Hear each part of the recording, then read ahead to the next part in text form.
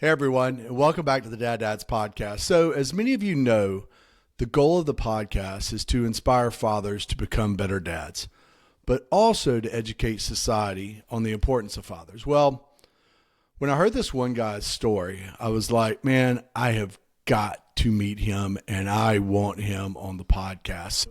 I'm fortunate enough today to welcome Reggie George to the podcast. And Reggie, you've got one heck of a story to share, and welcome. Man, I appreciate it, man. It's an honor to be here, Robert. And we do have a story, man. But like you say, it's to inspire and educate, man, and hopefully help all of our communities, man, all of our men, all of our fathers, man. So I appreciate you having me, Doc. I love it. I love it. I think of all us fathers are all one, and I think of that as one community because I think it takes every one of us standing arm in arm with each other. So hey, I wanted you to give before we go into your story, before we go into Father Figure Apparel, I wanted you to give a little background on yourself. Cool, man. Again, Reggie George, man. I am 8 years old, man. I'm been married. Shout out to my wife, Tiffany, man. We've been married for 23 years. Congrats. I appreciate it. I have 18-year-old daughters, man, who are, as of Friday, newly graduates, man. So that's a big deal. There you go. I'm a military brat, man. Grew up in a two-parent household, man. My father, who is not my biological father, adopted me when I was 2. And from that point on, like I said, became a military brat, man, living overseas and 5 or 6 different states in this country, man. I'm an ex-athlete. Again, man, I'm a maybe 4th generation father figure. My grandfathers and fathers, man, they were the pillars in our family, and even the brand, and even before our story, man, that was one of the passions of mine, man, is just fatherhood and being an uncle and being a brother, and so that's always been a big deal, man. So that's, a brief snippet on me. No, that's great. Hey, so tell me this. What branch was your father in? He was in the Army. Okay. So you were overseas and even in the States, different places. Is that tough? Man, it was tough when we were young.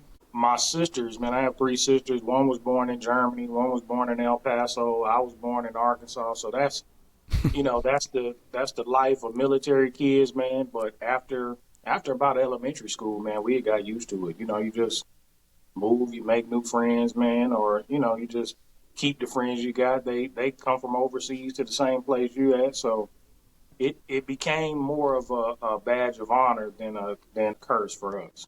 Yeah. I bet. And I bet it makes you. I bet it makes it a lot easier for you to meet people too, because constantly having to get new friends and having to reintroduce yourself and getting acclimated to a new classroom and everything else. I bet it makes that part a little bit more probably well-rounded. And it really, we never were able to truly get comfort zones, Yeah. And as you get older, man, and you create a family and you get married and businesses, it really becomes a gift because you're not looking for a space to be comfortable in. You're almost seeking out the challenge, and you're almost seeking out the uncomfortability, just because that became a space that we thrived in. So tell me this: what sport? You said athlete. What sports did you play? Man, high school, man, I played them all, like football, basketball, ran track, but I was naturally a football player, man. I've always had a passion for basketball. Yeah. I've never been 6 foot anything. How tall are you? I thought you were taller.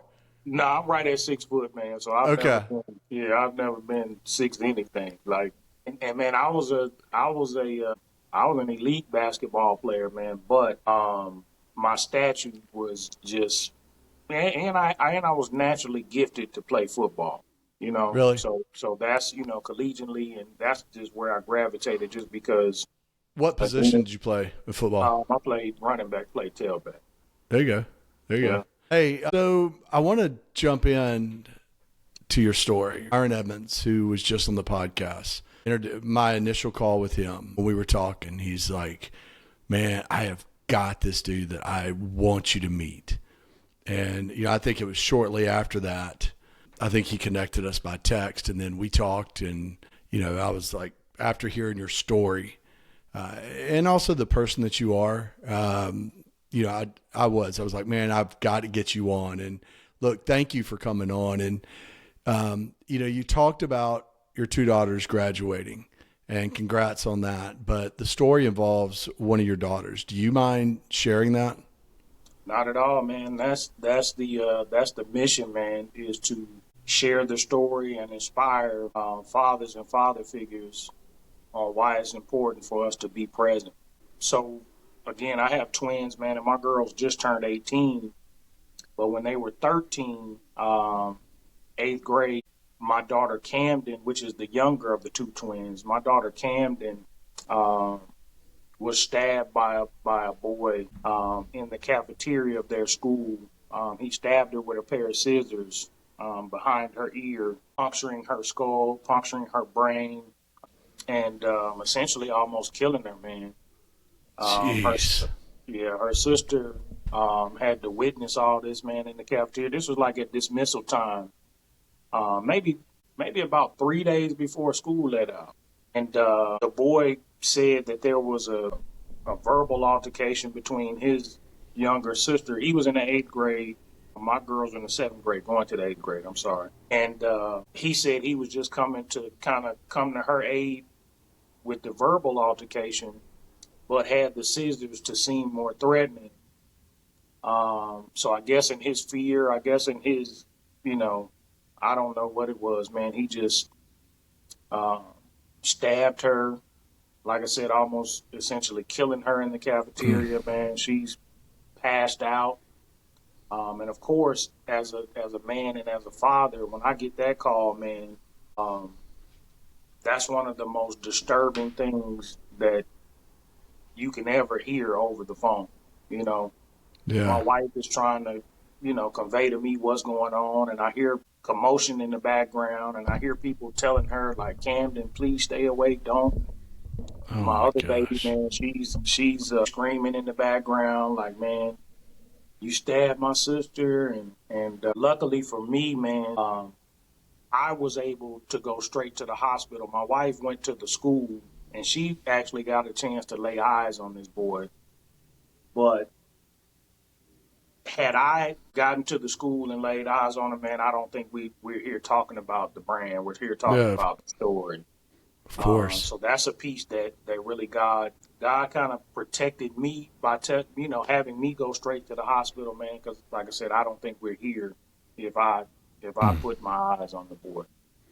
But what happens is, man, they put her in the ambulance. My wife and my other daughter, head to the hospital. I meet them at the hospital, where I see them wheel her in, man, and she's kind of in and out of consciousness, which is great and disturbing all at the same time. But Sure. my wife and I are pulled aside by a physician who tells us, like, she is conscious, but the scissors have punctured her skull, punctured her brain, Jeez. and have caused several blood clots to set up on her brain.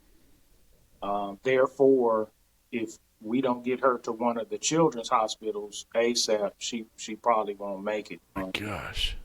And man, that's super tough.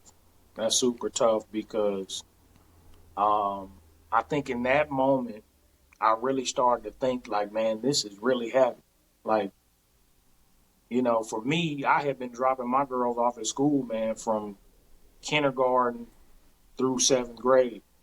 Yeah. And just to drop them off at 7:30 in the morning, and here we are at 4:30, 5:30 in the evening, about to have my daughter care flighted to go have emergency brain surgery, is wild, man. Gosh, I can't imagine that as a parent. I hope that's something I never have to experience. And man, and I would never wish it on my worst enemy, man, just because the range of emotions, man, is indescribable. It's anger, it's fear, it's concern, it's doubt, it's even the thoughts of death start creeping in at that point. Like, man, is this thing about to kill my baby? So But before we go into the story with your daughter, I want to ask, like, as a parent, you're helpless. You can't do anything. 100%. How do you get through that? Like, how do you deal with those emotions? What did you do? Man, it's a 100% a faith based. It's a faith based. Like if we're not people of faith, or if I'm not a man of God, then um, there's no way, Robert, I could tell you how to deal with it without um, immediately going to God. And even if that's even for me, man, I was kind of questioning things, but I knew who to ask. Like, God, what is going on? Like, I need you to give me some insight on how to deal with this thing, on how to navigate what we're dealing with and what I'm feeling right now. Because if not, something is going to go wrong. Either that's internally, externally, because trying to navigate those emotions, man, and then trying to be a husband and still trying to be a father to my other baby and trying to stay strong over here and not go Yeah. crazy on the other side, man. Like it's 100% a faith based. And again, I don't tell people what God to worship and what lane they should be in. But if you don't have a faith based or a spiritual foundation, probably want to find one pretty quick. Yeah.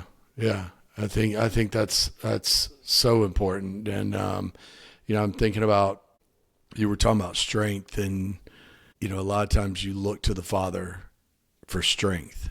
Yeah. And if you had just been a mess, that would have just trickled onto everybody, or poured onto everybody else, from your wife to your daughter, just everybody around there. But I, man, I can't believe that. All right, so your daughter's in the hospital, Yeah, man, and they fly her to Cook's Children's here in Fort Worth. And when they get her there, we get there. Scary moment, man. We're met by a chaplain outside. My wife is met by a oh, chaplain. I'm met by a chaplain. And for me, that's never good. Even though we're talking about me and a God, but when you get met by a chaplain at a hospital, that's nothing good. But you can tell that they had put them on high alert, and they assured us immediately, because that was my question. Like, man, why are y'all out here? But they assured us that's just protocol, man. She's still alive, um, but it is a dire situation, so they put them on alert. But we're met in a hallway by a neurosurgeon, man, who's already prepped. He's already geared up, and he just comes out with paperwork like, man, listen, I need y'all to sign here, here, here, and here, and I'm gonna make an incision from the top of her skull all the way behind her ear, remove her skull, and go in and try to get these blood clots out. And about 2 minutes later, man, he's like, man, I don't know how long it's going to take. This is not one of those surgeries where I can tell you 3 hours or whatever. He like, we just got to go. And I'll talk to y'all later. That's how abrupt it was, man. It was, jeez. and man, the surgery itself took about 8.5 hours. Oh my So gosh. just imagine, man, having to sit through. And of course, man, we had a lot of family and friends, and everybody started piling in, man. Mm-hmm. But I probably remember every minute of those 8 hours. Jeez. That's how tough it was, man. Because again, man, you're like, first of all, brain surgery is probably, outside of heart surgery, man, it's probably the most serious surgery any of us can have. Yeah. But to be having a brain surgery to save my daughter's life, man, is beyond belief. And again, this is just a normal day for her. It was a normal day for us. That now has turned into a surgery that's attempting to remove blood clots from her brain because a boy stabbed her with a pair of scissors, man. That's like some Netflix movie, or Yeah. you know, like, to sit through an 8 hour surgery, man, and think about that, is a tough place to be, man. It's a tough place to be. Oh my gosh. And after that surgery, she wasn't out of the woods. I mean, she Nah, man. wasn't fixed then. I mean, what else? Yeah, man. She, once she came out, man, the doctor came out, man, and he actually pulls up a seat right in front of me, and he's like, "Man, your baby's brain was beat up. Her brain was swollen. There was a lot of bleeding. There was a lot of brain fluid, and he said because of the blood clots on her brain during surgery, she had a massive stroke. And man, basically, from the sounds of it, man, he was telling us that my baby was a vegetable. That's really what it Oh, sounded like. Because there was nothing positive about his report, man. He said he had to bring in another surgeon to help him stop with the bleeding and the brain fluid. And man, he literally told us, man, that she was minute to minute. And for me, man, that's one of the moments that I consumed it, but I had to step outside, man, and really. That's probably the only time throughout this whole ordeal where I really kind of broke down from yeah, a strength standpoint. Like sure you did. I could feel all of the strength and the fight. I could feel it just kind of empty out. And man, I kind of laid in the floor in this waiting room. And again, it was my father, who is not my biological father, but our relationship, blood couldn't bring us any closer than we are. And it was him who came in and kind of picked me up off the floor. And man, his thing was like, listen, man, we heard what he said just like you heard what he said, but he did not tell us she was dead. And who we are, we know that what we put in her is fight. So we got to get up, we got to dust ourselves off, and we both crying, man. And he's like, so let's go fight.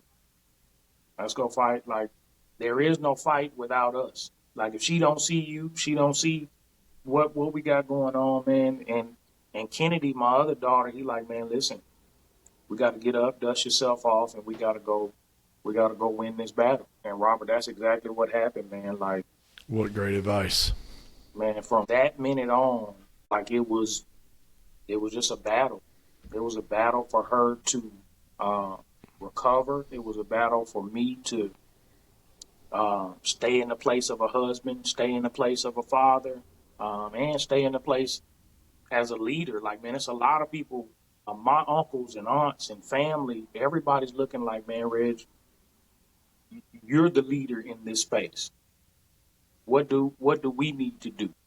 Yeah. And man, from that point on, they put her in ICU, and every day, man, things that they said she wouldn't be able to do, or brain function, or vital signs, and you know, even talking. Man, my daughter, we didn't hear her talk for 8 days, My um, gosh.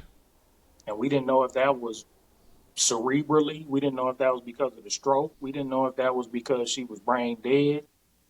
But man, she started to gain steam every day, every minute, every day, and especially the 9 days she was in the ICU. Man, like it was a miraculous feat, to say the least. So in the ICU, you're starting to see changes in her Right, already.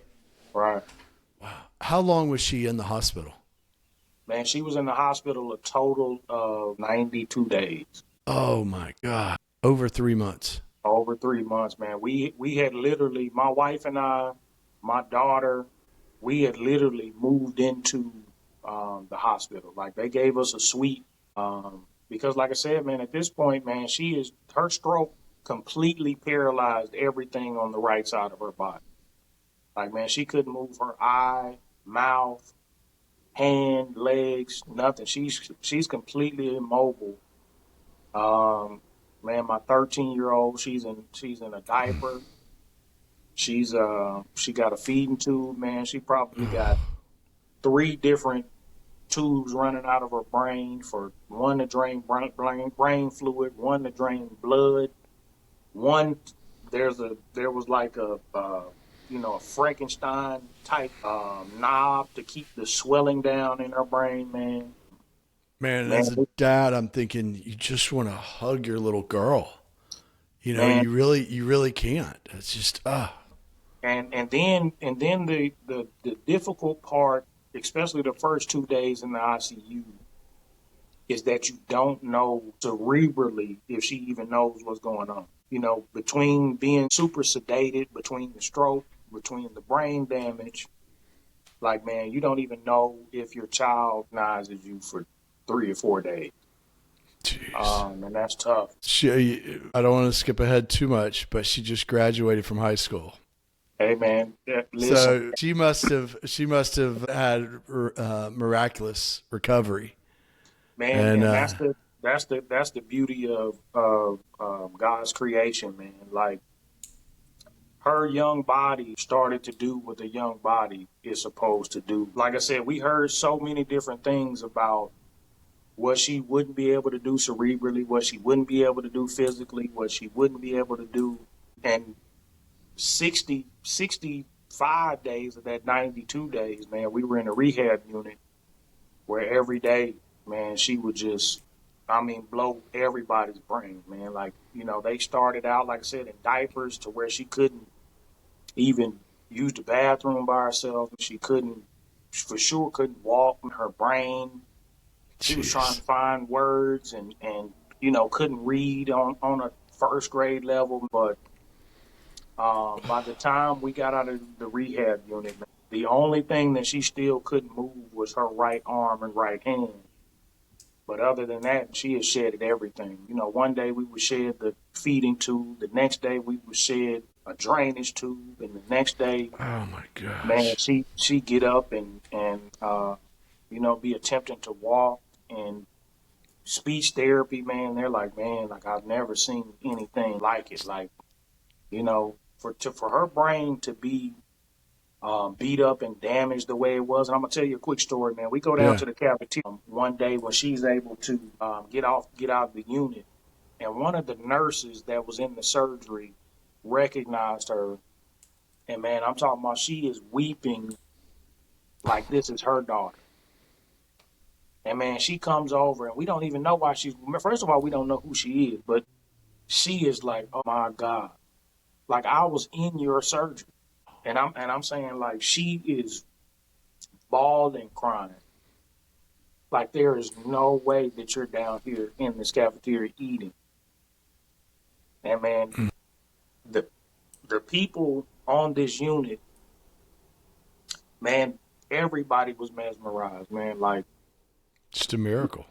100% miracle, man. Like I say, if she and I tell my girls all the time, man, that y'all are at a place that people ask you the miracle question or ask you the God question, because when they walk in a room, you have to ask which one of y'all got hurt. Really. And, man, they There's don't. there's there's no signs. There's Man, listen, I gosh. That's, most people would guess it was Kennedy because Camden looked so athletic. She looked so strong. She looked so, man, she had to completely get her left side of her head completely shaved, man. oh my gosh. But now she has this, flowing head of hair, man, and we back on the basketball court, something that we thought we would never be able to do. Like I tell her, man, I've been around people a long time, and she is the only person that I know who has brain damage, who is a stroke survivor, and there's no remnants. Zero. That is amazing. That is amazing. Well, you know what? You and your dad, your father said that about having a fighter in her, and she definitely did. That is amazing. Hey, what happened? What happened to that kid? To the What? kid, man, Yeah. that's a good segue, man, because that's really what birthed the brand. Of course, who I am as a father, who my father is, who my grandfather is, man. But for me, as we started to go to these hearings, because they actually charged him with 2 counts of aggravated assault with a deadly weapon. So they had him locked up in a juvenile facility. So eventually we had to start going to the juvenile hearings. Did you, during this time, did you still have that anger? I mean, I know some of it's probably subsided, but were you still just furious with this guy? Man, And listen, man, I was I was in as dark a place as this shirt that I got Yeah. Yeah, on. I'm sure. And man, even as my baby was getting better, man, you know, I would still be getting woke up out of my sleep Yeah. with these almost demonic images of just Revenge. me hurting this boy, Yeah. and so to even lay eyes on him, man, in the courtroom was a tough ordeal. But again, spiritually, I just wanted God to give me a reason. Like, God, I need you to give me a reason not to act on what I'm feeling or what I'm thinking. Mm-hmm. And so I remember maybe about the second time we were in the courtroom, I hear in my head, like, look down there. And I'm like, nah, man, because I'm already upset. I'm angry. I hate looking at the boy. I hate being in this courtroom. And it kept saying, like, look down there. And man, from that point on, when I looked, I would always see mom and sister and auntie, and I saw zero male representation at all. I'm talking about like not a brother, not an uncle, Mm. anything.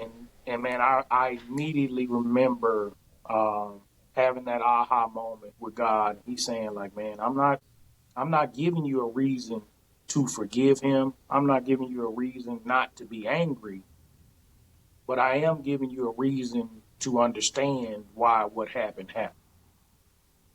Because if you don't have that male representation, if you don't have that father figure, you're not rationally thinking, I should never approach young Mm-mm. girls like this.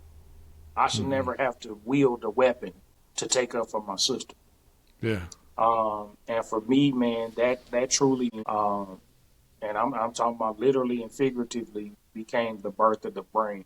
This this print right here was designed the next day just so me and my dad and my uncles could wear these shirts to the courtroom. Like, this brand never started to be sold or sought after all over, and all these celebrities wearing it. Man, this started for representation inside of a courtroom, for my child who had almost gotten murdered by a boy who again didn't have a father figure. Wow. Have you had any contact with him, with that boy? Man, Robin, I get asked that question all the time, man. I haven't. And even in my forgiveness, man, I don't know if I'll ever be ready for that. Yeah. Um, Yeah. and not to say that I wouldn't invite it, but I would almost be fearful of reopening a door or reopening Yeah. some emotions that Was he remorseful at all? Could you ever see any remorse, or was he? not even from the beginning, man. He was remorseful because I don't think, and even for me, man, the first couple times we met with the lawyers, man, I wanted an attempted murder charge. I mean, I thought he was trying to kill him. Hmm. But even in his confession, he was remorseful immediately. Like, I just wanted to threaten him, and because what happened was he actually went after Kennedy, and Camden came to her aid, and I guess that's what scared him. And then he just reacted by swinging at her head. Yeah, man, he seemed remorseful immediately. And you go back and you were talking about father figure in his life. There's so much that kids learn from fathers, whether it's that emotional control, the anger control, how to deal with, complex situations when you are pushed to the brink. Um, they learn that. They see that from us, and they learn that. It's I think it was Myron that brought it up, and I totally agree. Where a mother's job is for nurturing, Yeah, and then with life and how to deal with life. That's where the father becomes so impactful. And I'm not saying I'm not discounting some of the single moms out there where there's not a father in the life, whether through being widowed or the father has absolutely nothing to do with the child. I'm not discounting those efforts by any means, but it's very telling with when you were in court and there's no father there. I mean, you look at, Myron and I were talking about this. You look at the statistics. The stats are there. When there's no father in the home, there's a significantly higher rate of incarceration, of suicide, of unwanted pregnancies, of not graduating high school. The list goes on and on, and it's not even close. It's not even close. These kids just, they don't mature. Man, and Robert, the old saying says that men lie, women lie, numbers don't. Yeah. And that's the thing. Stating the facts sometimes comes off as offensive, like you may be watering down motherhood, but that's not the case. Like, it's just highlighting the fact that both entities are needed and needed in different ways. Absolutely. Again, it's the yin and the yang. It's not saying that nurturing is a bad thing, but if a child only gets nurturing, or if they get a mother that's overly hard or has to become like a father figure, now the woman is too hard. Right. Or the child is too soft when she's over nurturing. But if you have both entities, now you get the yin and the yang. Because what my wife does, I'm not supposed to do. What I do, she's not supposed to do. Right. And again, in the makeup of the decision making, of the character of our children, of the character of how to deal with adversity, how to deal with your emotions, how to deal with, like say, decision making, both parties have to play their part.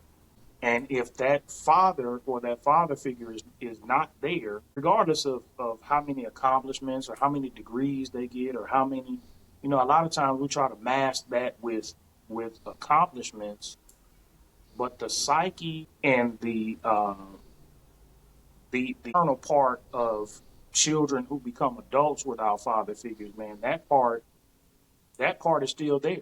Again, we see it with athletes. We see it with, we think because people make it to the NFL and the NBA and like, nah, man, that does not fix what's broken. And all we're talking about, even with this little boy, man, is that there's a part of them that does not know how to deal with the opposite sex, or does not know how to deal with adversity, or does not know how to deal with, again, even for myself, man, like, if I have to deal with the range of emotions that I had to deal with, but my only alternative is to succumb to those emotions and not know how to manage them, not know how to go to the Heavenly Father, not know how to go to my physical father, then again, man, I'm probably sitting in jail. Now my kids are without their father.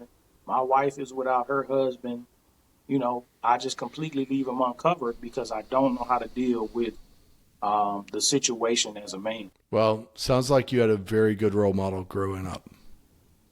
Very good role model as to how to deal with situations as a man and as a father. 100%, man. I had several great role models, man. Again, there was a covering even over me in the hospital and after, man, where I understood how important it was to have father figures and to have, like you say, an umbrella of men that I could really tap into and say, listen, Reg, how you doing? And then I could really be vulnerable enough to say, like, man, I'm not really having a good day. Yeah. I'm really struggling, or I'm really, and another little story, man, I remember the first time we had to watch the video in the cafeteria. It was my uncles and my dad that was like, man, come on outside, because they understood if any of us watch this, we'll never get to a place where you don't act on how you feel, So even that tells you how important father figures are, how essential they are, because in that situation, we're all thinking the same thing, but it takes them to come and say, listen, man, we're not going to watch that. Like, I respect the court system. I respect everything, but we're not going to watch him stab her on camera. No. There's no way. There's no possible way. So, when I was introduced to you, I'm like, gosh, his name sounds so familiar.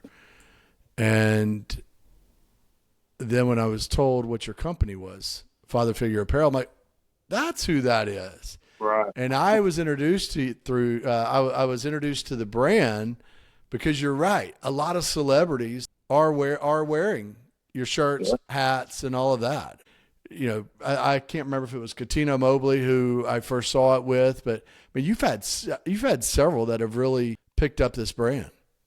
No, 100%, man. And matter of fact, Deion Sanders was one of Yeah. the first guys to really put it on the radar, man. And he just got wind of it, just because our slogan is "Be present, not perfect," man. And man, I had people calling me one day a couple of years ago, like, man, the brand is all over Deion Sanders' page, man, and he's reposting, and I'm like, man, get out of here, man. Like, and I go on there, man, and from that point on, man, like, he's just DMing me, man, like, make sure I get some stuff. I want to pay for whatever, man, and I Oh my want gosh. for my whole team, and whether it's Shaq or Charlemagne the God on the Yeah. Breakfast Club, Katino Yeah. Mobley, man, we got a lot of people. And what's great about the brand and the brand message is that all of those people organically. I've never had to reach out or So uh, you've never said, "Hey, I'm gonna send you this shirt or cap.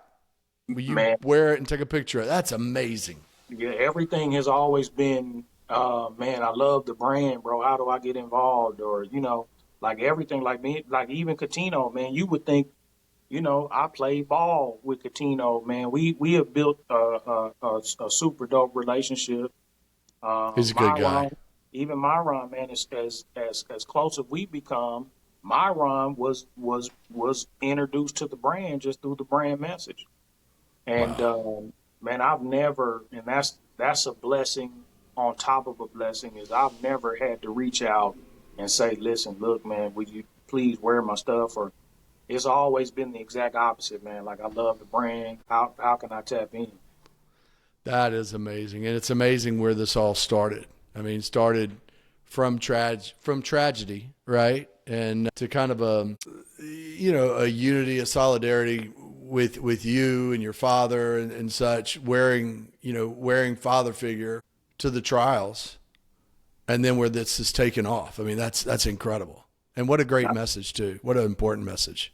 nah, man, and it's really been therapeutic for me more than anything, because Yeah. even interviews like this, man, and meeting people like yourself and Myron, like that's what really motivates me and keeps the brand and the brand message going, because it's organically reaching platforms and people that I have, again, just like releasing my baby to God, man. This brand is just one thing, God, I'm gonna let you have your way with it, man. You do what you do.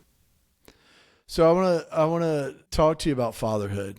You know, I brought this up in the last interview that unfortunately we are in a very divisive time. There's no gray.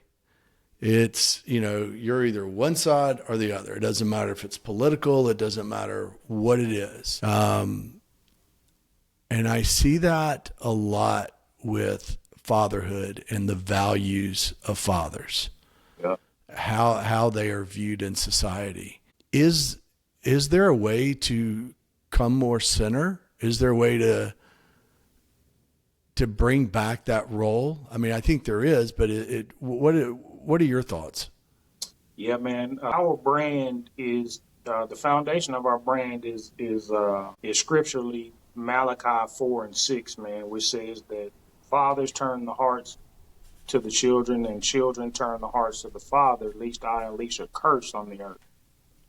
And the reason why it specifies fathers turn the hearts to the children and the children turn the hearts to the fathers, man, because it's about leadership. It's about structure. It's about um, the foundation of a thing. And we've systemically allowed things to create that gray area that you're talking about, create that discounted area for fatherhood and manhood, just because. there's so many things, especially in this country, that are put in place to diminish the men, to diminish Mm-hmm. the fathers, or Mm-hmm. to diminish fatherhood as a whole. And that's where our platforms, that's where our brands, that's where our messages have to come into place and really highlight that Yep. that structure, that foundation is still the core of everything.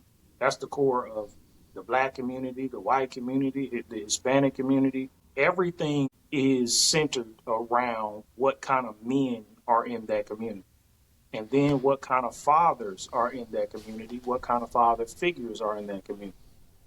So if we can't get that kind of momentum back, and I think we will, because I think everybody is starting to have this swing of understanding how important a male figure in our Yeah. community, in our Don't you feel children's like there's life. kind of a don't you feel like there's kind of an uprising? 100%, Yeah. 100%, and that's because I think we're in a space with social media, we're in a space with the internet, we're in a space with TV where there's a swing on what we highlight.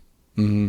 Mm-hmm. Now we're back to highlighting fatherhood and manhood and how important it is, and especially in times of adversity and in Mm-hmm. times of conflict and in times of turmoil. Like that's the part that I think we're seeing that uprising is Mm-hmm. saying that let's highlight what we are, but not only that, let's highlight who we are.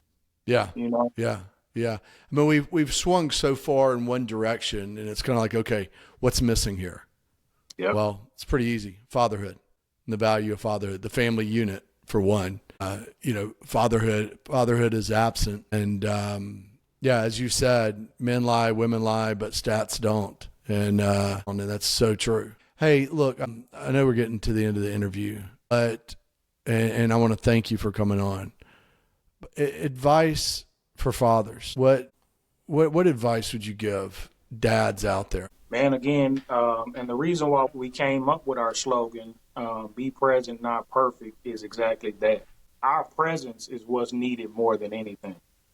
You know, us being active, us being intentional is far more important than us trying to live some perfect life or be some perfect father or be some perfect father figure.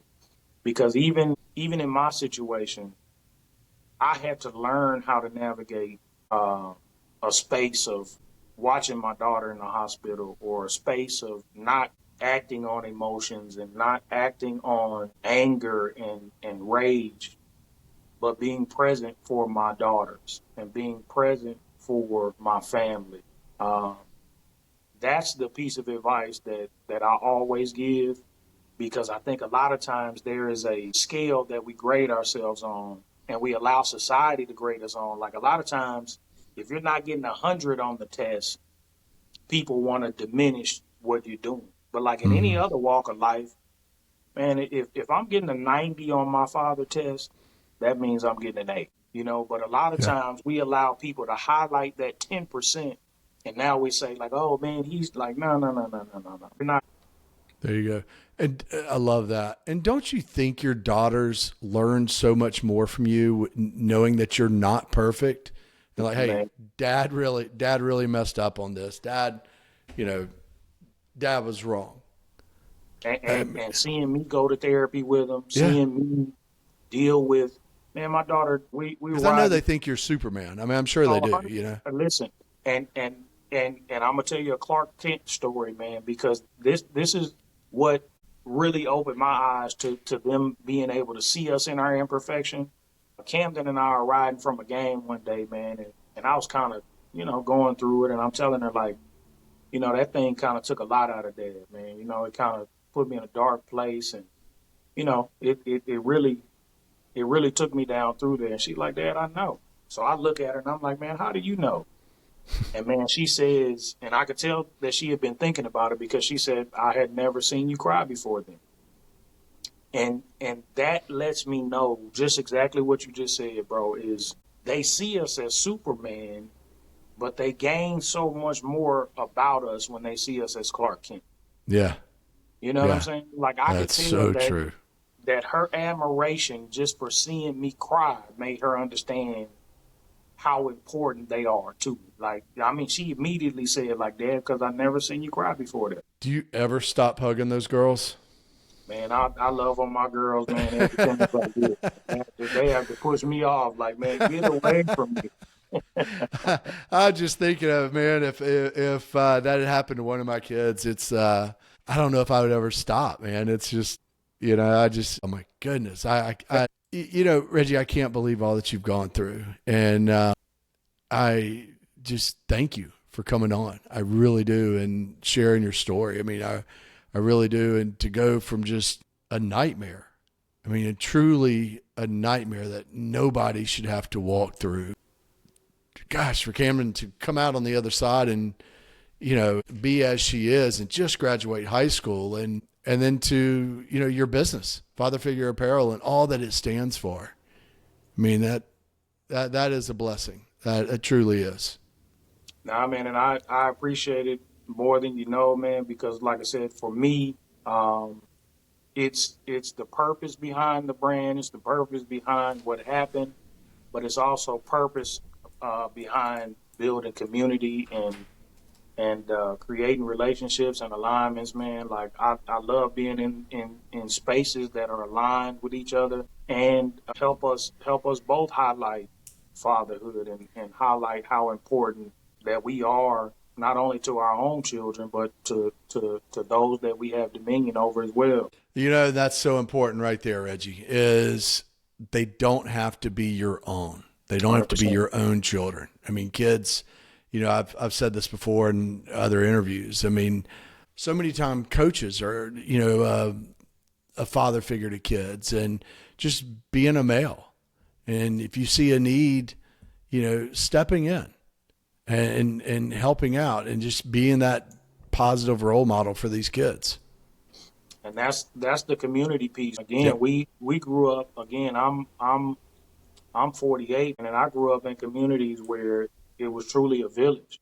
Oh You yeah. know, like, and that's a lot of the piece that we're missing in today's age. And I know it's hard to kind of find that space, man. But any influence over children who might not have a father figure, even this boy that stabbed my daughter, and that's why it's called the Father Figure movement. Like, man, it could have been anybody Yeah. that just poured into him a little bit, or made him understand the dynamic between male and female. Yeah. Made Yeah. him understand that, we don't physically approach girls like that.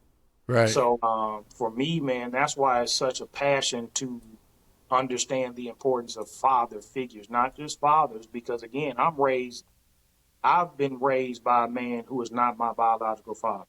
Right. But again, based on his presence and based on our relationship, man, like I said, blood couldn't bring us any closer. Well, you know what? You have two wonderful daughters. I've seen them online when you post pictures of them. They're beautiful, but they have one amazing dad as well. They definitely do, and I know they're very appreciative of you. Hey, I want to give you time to promote Father Figure Apparel, and everything else. You've got a podcast. You do public speaking. How can people find you? Man, of course, on social media platforms, man, we're on Instagram as Father Figure Apparel on there. We're also on Instagram, the Father Figure Podcast. We're on most of the audio platforms, but we're definitely on YouTube, the Father Figure, the F2 Father Figure Podcast on YouTube. We also have our site, which is www. That's the old school www. fatherfiguremovement.com, man. So those are the ways to get in touch, to get involved, to just check us out and hopefully help, like you say, bridge this gap on fatherhood. There you go. And I already told you before, I'm ordering a shirt from you. I already know the one that I picked out, and so you'll be getting an order being shipped to Atlanta soon. So just know that. No, I But got you, man. I'm gonna put you some surprise items in there. nah, too, you don't need to do that. Look, you coming on is a huge gift for me. I mean, it really is, and I appreciate you coming on. I hope we have other conversations in the future as well. 100%, man. I'm definitely gonna have you on the Father Figure podcast, man. So be looking for that invite. All right, sounds good. Reggie, thank you again for coming on, okay? And hey, thank you all for listening to the Dad Dads podcast. You can find us on Spotify or Apple Podcast, as well as on YouTube and Instagram. And don't forget to hit that like and subscribe button so you don't miss any future episodes. And we'll see you all next time.